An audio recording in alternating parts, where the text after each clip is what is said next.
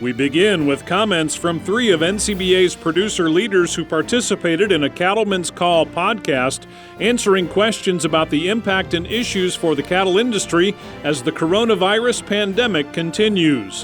One area of focus was government assistance to cattle producers. This is something that's relatively new for the livestock industry to be involved in this kind of assistance from the government.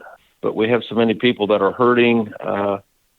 There's some losses that have occurred. And so I think there's more of a willingness to at least be a part of it. And I think NCBA was instrumental in making certain that livestock got included this time, particularly cattle got included in this latest round of assistance. And while there will be other industries that will share in some of that money, the livestock and cattle industry will certainly be able to get a part of it. And I think generally there's probably more favorable, more people in favor of participating than there are that are opposed. I think the summary is there's a time to be proud, and then there's a time to be smart.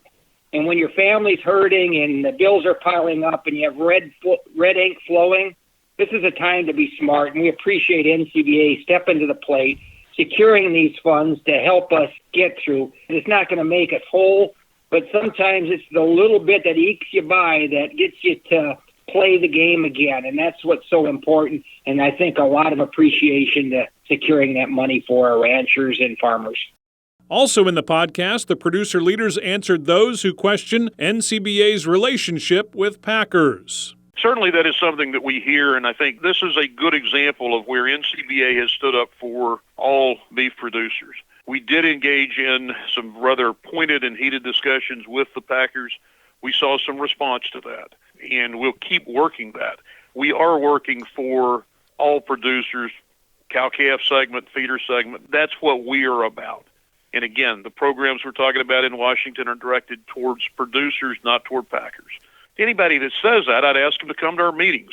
They'll see very quickly when they look at our board of directors, when they look at our executive committee, they look at our officers. You're not going to find any packers in the mix. That's not who makes these decisions.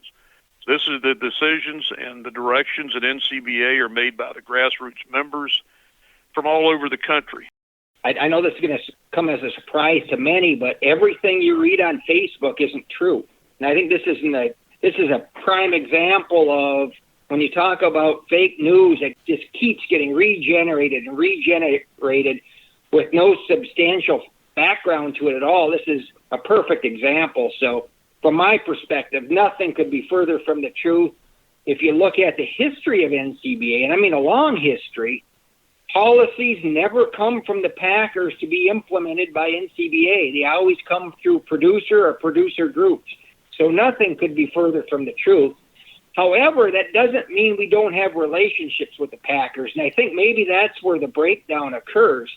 It's important that we have relationships with the packers and know who to talk to and make sure that when things get a little sticky and we need to make sure their processing plants can continue to operate when we need them to operate, we have those conversations and make sure we're doing all we can do in the defense of producers to make sure that their product is getting processed through.